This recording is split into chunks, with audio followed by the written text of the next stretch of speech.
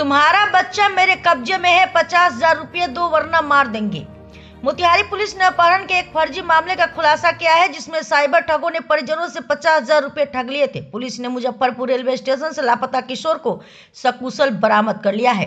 यह मामला नगर थाना क्षेत्र के चांदमारी मोहल्ले से जुड़ा है। चांदमारी निवासी मोहम्मद आरिफ नामक किशोर के गुम होने की शिकायत परिजनों ने नगर थाना में दर्ज कराई थी। शिकायत मिलते ही नगर थाना पुलिस ने किशोर की तलाश शुरू कर दी।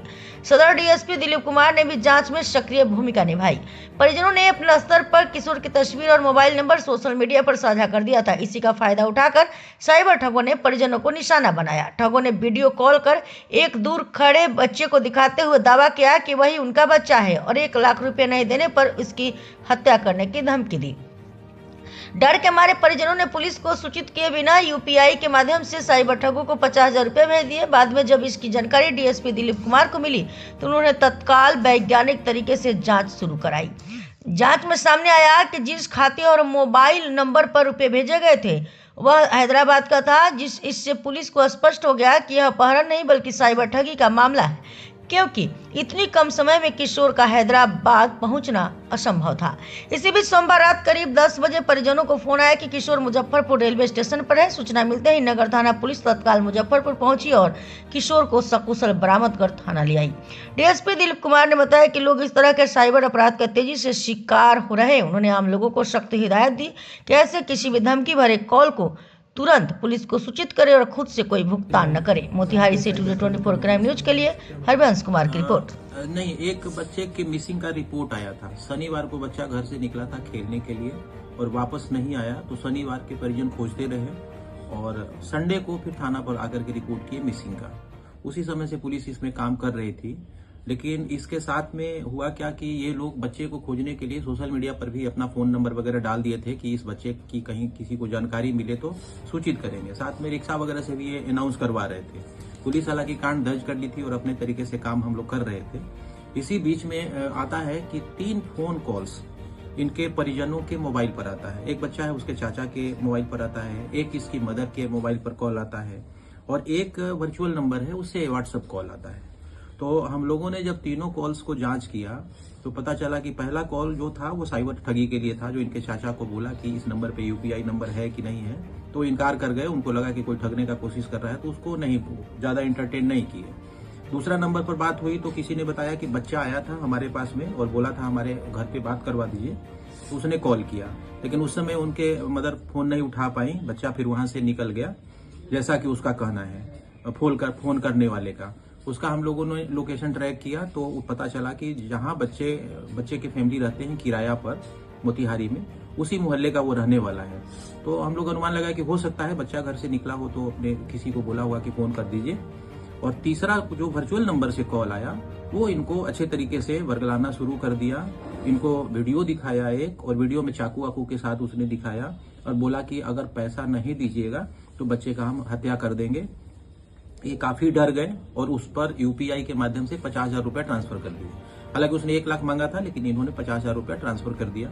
ये सब जानकारी बाद में हम लोगों को दी है, पुलिस को जानकारी नहीं थी। बाद में जो डेवलपमेंट हुआ केस करने के बाद में, तब हम लोगों ने इसको सीरियसली लिया और फैमिली मेंबर्स जितने थे उनको साथ में बैठाए अपने पुलिस टीम के साथ में। और जब बारी बारी से सभी नंबरों को हम लोगों ने जांच करना शुरू किया तो पता चला कि 100% इनको ठगी की जा रही है और बच्चे का कोई ट्रेस उसके पास नहीं है जो पैसा ठग रहा है। हम लोगों ने आश्वासन दिया कि आप निश्चिंत रहिए, हम लोग सीसीटीवी कैमरा देख रहे हैं और भी जो जानकारी आ रहा है रेलवे स्टेशन, बस स्टैंड वगैरह वगैरह, हम लोगों को पूरा अनुमान था कि ये बच्चा किसी न किसी ट्रेन से चढ़ के गया है। हालांकि परिजन का कहना था कि बच्चा 14 साल का है, लेकिन थोड़ा स्लो माइंड का है, उतना तेज तरार नहीं है। तो जनरली हम लोगों ने देखा है कि बच्चे अक्सर जो होते हैं 13-14 जो किशोरावस्था में होते हैं, किसी डर की वजह से या किसी और वजह से घर से भाग जाते हैं। तो हम लोग को अनुमान था कि शायद ऐसा ही इसके साथ भी हुआ है।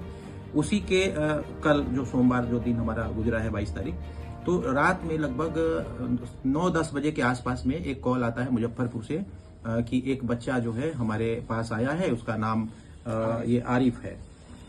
इनके घर पर कॉल आया तो इनको अनुमान लग गया कि अच्छा लगता है मेरा बच्चा मुजफ्फरपुर में है।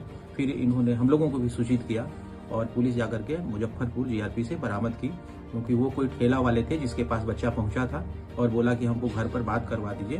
तो ठेला वाला ने इसको सुरक्षित रखा और पुलिस को हैंडओवर किया। फिर वहां से हम लोग इसको लेकर के थाने पर आए हैं। तो बच्चा सही सलामत है, बरामद हो गया है। एक जो परिवार के बीच में निराशा थी वो अभी ठीक हो गया है। अब हम लोग देख रहे हैं कि बच्चा आने के बाद में जो चीज बता रहा है अविश्वसनीय लगता है, फिर भी इसके बताए हुए हर एक बिंदु पर हम लोग जांच करेंगे। साथ में लोगों से हम लोग अपील करेंगे कि इस तरह की बात जो आप सोशल मीडिया पर शेयर करते हैं उसका कोई न कोई नाजायज फायदा उठाता है, खास करके साइबर फ्रॉड करने वाले उठा लेते हैं। और इस केस में भी ऐसा ही हुआ है, क्योंकि जिस अकाउंट पर, जिस यूपीआई पर इन्होंने पैसा डाला है वो हैदराबाद का अकाउंट है। तो उसमें हम पता करते हैं कि कौन ऐसा व्यक्ति है जो इनको संपर्क किया और इनसे ठगी कर लिया। हालांकि बच्चा रात में बरामद हो गया है और अभी भी वर्चुअल नंबर से इनके मोबाइल पर कॉल आ रहा है कि और पैसा डालो, और इनको धमका रहा है। तो अलग से हम लोग ठगी का केस करेंगे। बच्चा हमारे समझ से या पुलिस का जो अनुसंधान अभी तक आया है उसमें अपहरण की बात सामने नहीं आई है। हमको लगता है बच्चा या गलती से ट्रेन पर चढ़ गया हो, हम लोग को यही अनुमान लगता है।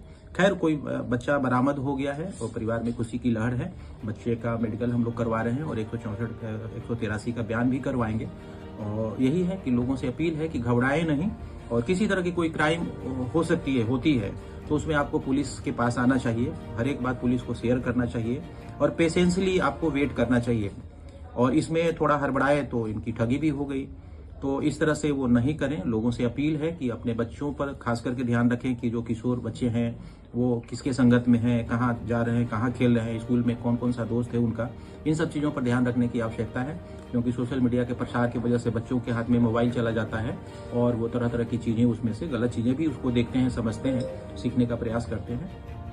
तो यही मेरा अपील है।